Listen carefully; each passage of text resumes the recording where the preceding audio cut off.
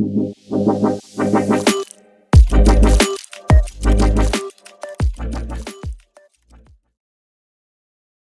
the StarkWare developed bridge from Ethereum onto StarkNet to bridge all of the big important tokens out there. ETH, of course, USDC, USDT, and a few others that are not as big, but we're already also deployed in StarkGate. It's currently, it changes in a pretty volatile manner daily. I'm not sure why, but it's roughly speaking about $100 million current PVL across most of that in ETH.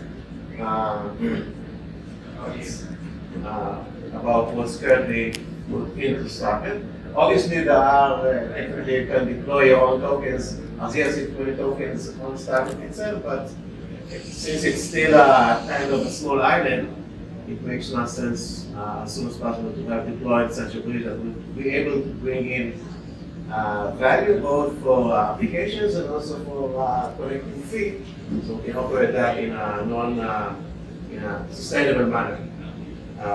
The fee currently is taken in StarkNet in ETH, and when it converges properly, it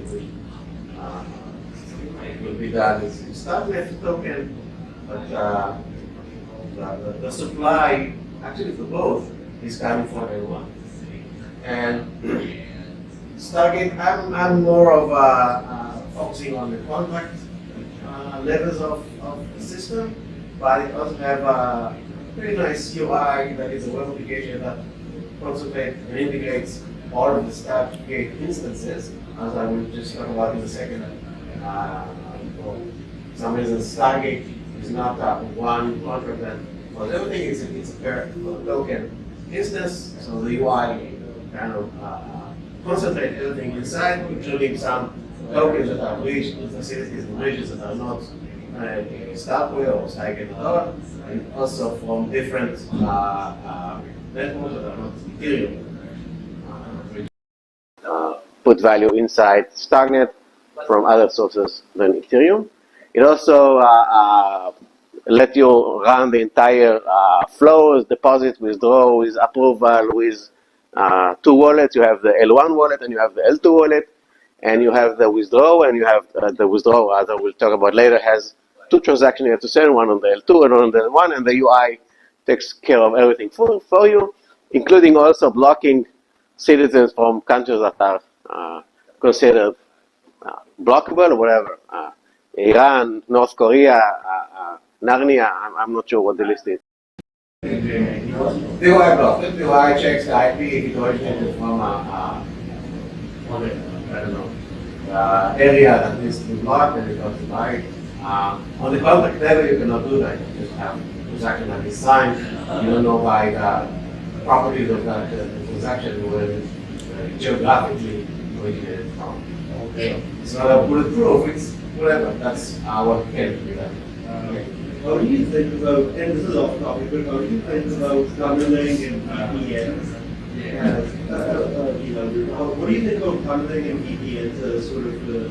So how do we mitigate the problem of using a VPN? You can fake your geolocation? Yeah. Like, or not that. Or is StarkGate doing anything along those lines? Or? I think StarkGate as a web application relies on a service provider that performs, analyze the geolocation and block if it's on the list I want to block, and also it performs blacklists, blacklisting of houses that are blacklisted for other reasons. I don't know, terror, tornado cash, whatever. All sorts of tainted reasons to be blocked. So we delegate that hard questions to the service provider we are using. I don't know how good they are, but I know it's their problem. Okay, so after we list the UI for doing the job that is too complicated for the contract to do, get back to the simple stuff that is the front seven of the StarkGate. And in the historical note, the StarkGate was obviously it was identified very early as a need for StarkNet to be able to pump in value, and also it was the task that had to be done quickly. And so we went with a very simple design that would be easy to implement quickly and easy to be somewhat confident that it is implemented safely. The more complex you think, the many more ways it can go wrong. And considering it's a small and new system with many things that can go wrong in other places also, we decided to play a little safer on the Stark. Small and new system with many things that can go wrong in other places also, we decided to play a little safer on the StarkGate side and had some choices that in the design that was allowing it to be done very simply and very quickly. So first of all, it's a very simple, straightforward lock and mint bridge, meaning you lock value when you deposit it. It's locked on that contract. No accounting, just locked in, and the amount that is locked is a message describing that deposit, that locking was done, is sent to StarkNet, and an equivalent amount is minted on the L2 token that compensates for the locked value. And on the way out, it's vice versa. You burn it, you send the message you want to withdraw, you burn the value from your account if there is such, and a describing message is sent down to the L1 bridge, and the L1 bridge knows it can release this amount of locked funds onto the caller user. Very, very simplistic. No accounting, no double entry. Maybe not. You cannot have multiple ports of L1 bridges that funnels into the same L2 tokens with all the complexity and benefits, of course, it has, that you prevent liquidity fragmentation, but we don't have any of that, so we are very straightforward. Moreover, the bridge contains of 5 contracts. Obviously, when we're talking about the Ether bridge, it doesn't have the number 1, the L1 token. The number 1 and number 3, the L1 token and the StarkNet core contract, are out of the game here. I mean, StarkNet contract is also kind of in a different room in the same building, but it is not a moving part within the StarkGate contract set. It is a fixed. This is the address of StarkNet. Say hi, and you're working with it. Same as for a particular instance of StarkGate token bridge, you have a fixed address of the L1 token, and you're working with it. But the moving part, which is the L1 bridge, the L2 bridge, and the L2 token, are deployed specifically and exclusively for the task of bridging that particular token, and are wired one-to-one the entire chain. The L1 bridge knows the token and the StarkNet contract core and the L2 bridge. The L2 bridge knows, obviously, the StarkNet contract because it is a StarkNet contract, but it also knows explicitly the L2 token it has to mint and burn on, and the L1 bridge it has to receive messages from and send messages to. And this wiring, after it's set up, it's a done deal. You cannot configure it. You don't have to govern it. The only thing you can govern in the StarkGate bridge at the version currently deployed are the maximum TVL you are willing to accept, which is a pretty small configuration item. We still have at the beginning to kind of mitigate the risk of that we could more easily take the hit if we see that we did things pretty badly. Okay, so let's just be more explicit on the flow of how the deposit and later on the withdrawal work on StarkGate. It starts obviously with an approval. It is not a part of the internal flow of StarkGate, although the UI of the StarkGate does take care of that for you. You have to approve the amount you want to deposit, as you have to do with any such deposit, because the actual transfer of funds is done after the deposit transaction is called on the L1 bridge. The L1 bridge goes to the token and transfer from it on behalf of the Ethereum user, as it's done with StarkGate, for example, or any other contract that performs a deposit on your behalf onto its own Hungry Belly. So we transfer from the L1 token the amount the user is depositing on us, and after succeeding doing that, the L1 bridge is sending a message with all the properties of who sent and how much.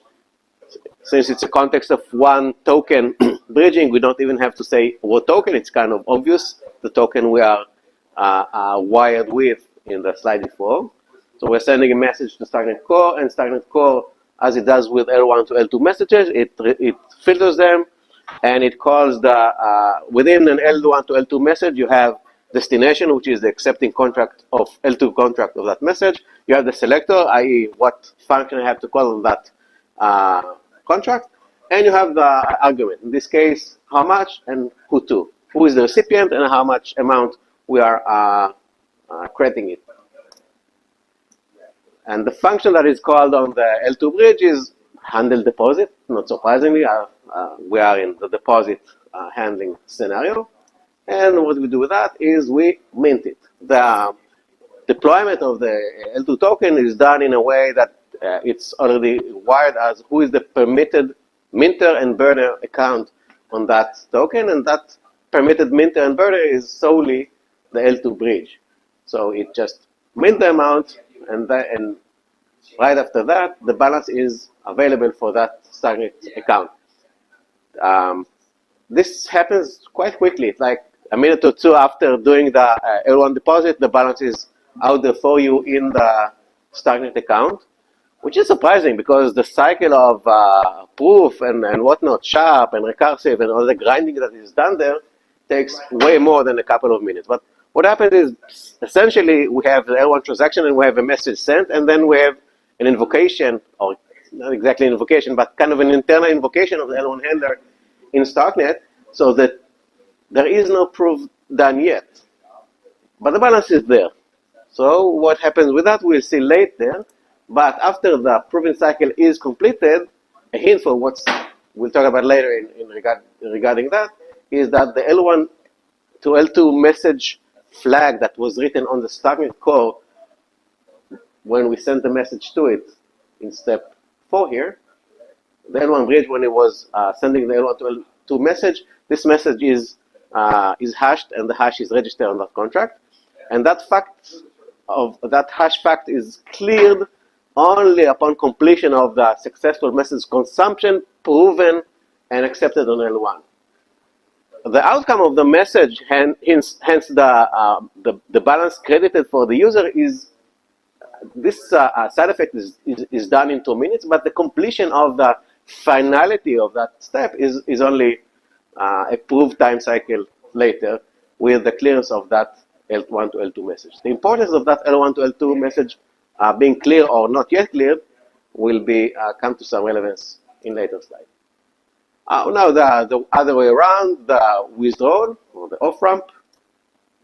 It starts with an L2 invocation of initiate withdrawal done by the StarkNet account, either directly from StarkNet client or Bravos or whatnot, whatever integration.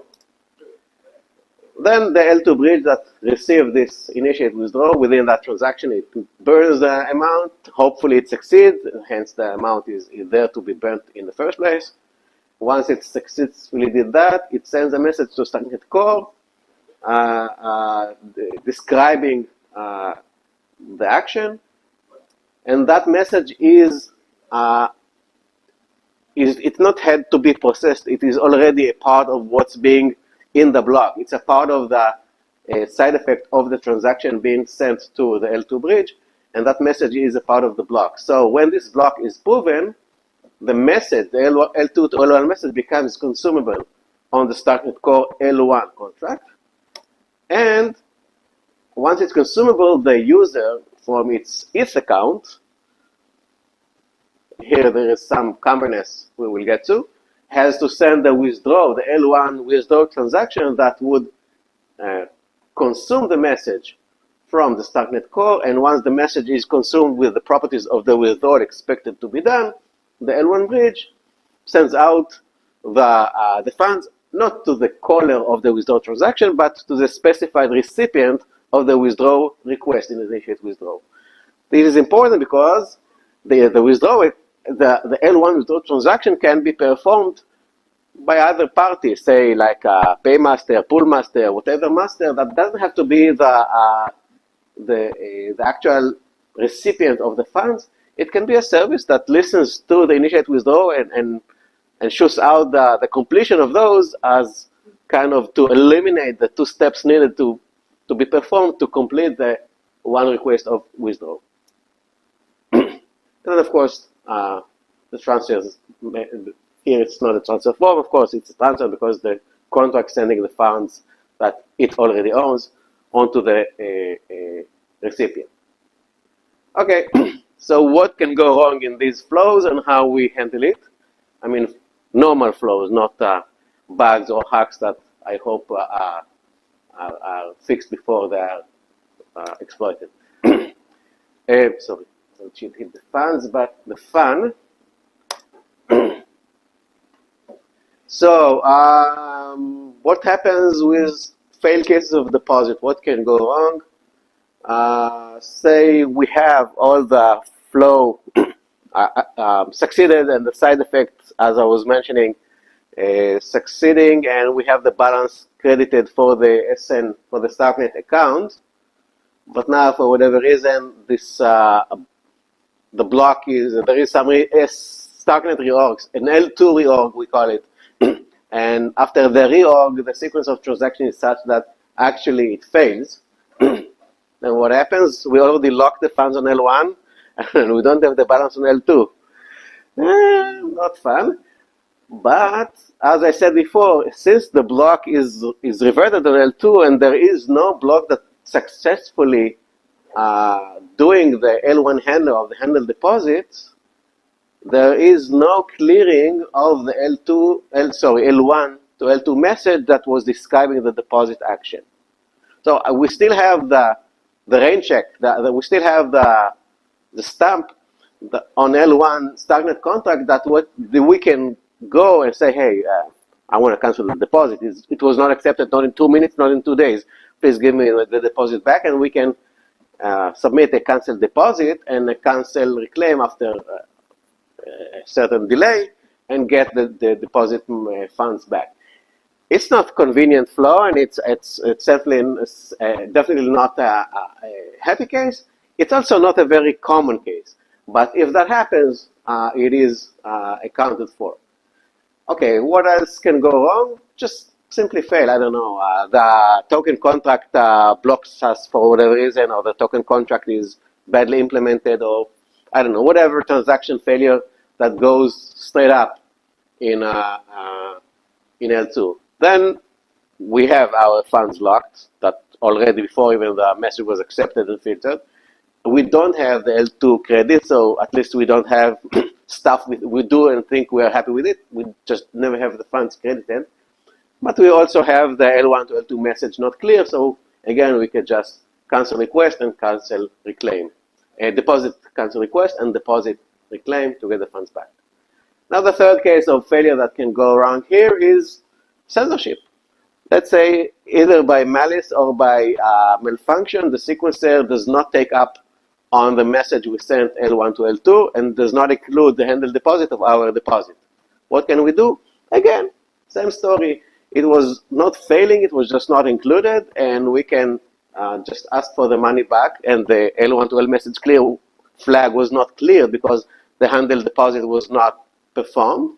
So we have the flag waiting for us. We can use it the same manner, deposit cancel request and deposit reclaim. That's nice. Okay, now regarding deposit cancellation, it's not, for people who cannot decide what they want to do with the money, it's not just, okay, I regret my deposit and I want to cancel it, because it's nice to regret, but it's not going to work. In 99 point whatever percent of the cases, once you deposited it, you have the credit, and it will be processed, and it will be locked, and the cancellation will not be able to be performed because the L1 to L2 message will be cleared after a proof cycle. So it is not a means to undo like you have in Gmail with the email you see you sent without an attachment or whatever. It's a means to mitigate censorship or failure of processing your request. So the follow is very simple. You deposit, because otherwise we have nothing to talk about here. And after that, you deposit cancel request and you deposit the claim. But there is a catch that you can do the deposit cancel request only after you do the deposit. Okay, that's obvious. But the deposit reclaim can succeed only a couple of days. 5 days, I think, is the current timeout. But a substantial time difference between the request and the reclaim, and that is in order to prevent, depositor to DOS us and to allow the system to process the deposit in a timely and even more than timely and safely manner. And if it is not processed in such a wide margins of time, then okay, it should be cancelable. Okay, now regarding withdrawal cancellation, that's about it.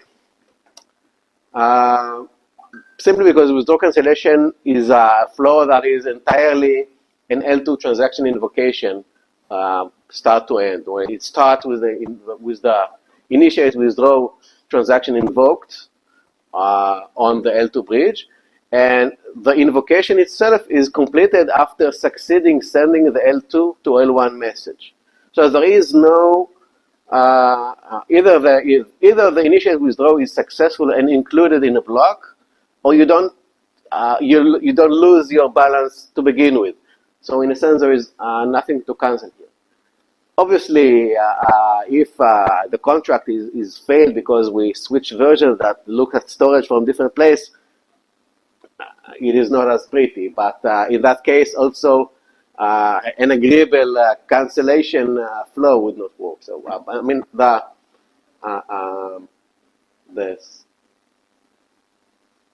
the same ways of failing that we had to address in the deposit flow are not relevant in the cancellation of the withdrawal. That's why there is no withdrawal cancellation. Okay. As I mentioned before, we have a few limitations in StarkGate at the moment. One of them is that we have many instances, one for each token. It can be a little bit cumbersome. The GUI, the UI of the StarkGate web application helps with that.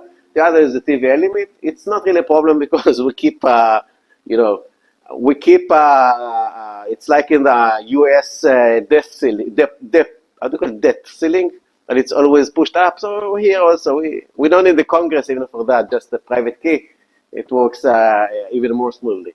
So it is a limitation, but not a strong factor as it was in the early days of using StarkGate, when we had really tight TVL, and it was every time people were knocking on the door for the next bump. Now the ceiling is very high. The withdrawal flow takes long time and takes two actions. A long time because it has to rely on a completing of a proof cycle, and the two transaction also because the mechanism is based on L2 to L1 message, and the entity that writes the message to be consumable is the call to update state of the StarkNet core contract. Technically speaking, we could have had it such that it would also include the destination of the message and let's say the selector and parameters on which to be called, similarly to how the L1 handler is implemented, like to have an L2 handler on the StarkNet core contract side, but it was too dangerous and too expensive, so we opted that one out and keep it in a pool design, that the bridge has to be called to pool the funds based on the message that is waiting for it on the StarkNet core contract. The way to mitigate that is using a pool server that pulls for you, because you don't have to be the recipient in order to perform the withdrawal. So let someone else do that for you. It's a little bit less composable and slick integrated solution, but way safer and not so much cheaper, but way safer one. Okay, very soon it's now in audit progress, so hopefully we don't have too much of a setback and can release it still within this year, the next version of StarkGate, with quite a few things that we wanted to do for a long time. Some of them are, I don't know why we didn't release earlier, but I'm I'm in charge of complaining, not of organizing the schedule. So everyone has his job. First one is one bridge fits all. We don't need an instance of L1 contact and L2 contact, etc. for each for every shitcoin. It's just a waste of gas and waste of time and too many moving parts. So we have one bridge that simply has many tokens registered when they are registered to be served. And that allows also a nice feature, which is the third bullet here, the auto-enrollment. It can be now the StarkGate will be allowing any user to just deploy me a token or draw me a token transaction, and it will auto-deploy, assuming there is such a token and it was not already deployed, and a little bit of whatnot. But the happy part, which is very wide, would be that automatically this token there is an L2 deployment of a token and a wiring of the bridge on on the side as we saw before, doing quickly and cheaply and trustlessly a deployment of a new token into the bridge, which opens the road to many whatever automated or an application can deploy its own L1 token, and just after that call the StarkGate bridge to deploy it and send funds onto it, and all that within, I don't know how much the L1 deployment of the L1 token would be, but the rest of it would be just a few kilogas, I don't know, 50K gas or so. Nothing dramatic, and very highly connectable dApp-wise. That's the intention behind it. Also, there would be a registry, a central contract with registering all the token per managing bridge that can undo some of the mess that we had with the earlier version of deploying bridge instances for many tokens. And last but maybe the first one that we actually thought of in the improvement list is the deposit with message. It's not replacing the existing deposit, this one will still remain, but another way of deposit that you don't only deposit an amount, you also can write a note. It can be an empty note or a full note with your arbitrary data, but the important thing is that the recipient of the funds will get an on-receive notification that will tell him the context of the deposit, who, what token, how much, and maybe an arbitrary message that can be added. And for a recipient that is an application or a smart contract that is not just an account, this can be important, in order to make the appropriate arrangement, registration, recording, whatever, or even rejecting the funds if applicable, or whatever. Just a missing feature that is wanted for a long time. Basically, that's it. Link for the even board readers, and that's it.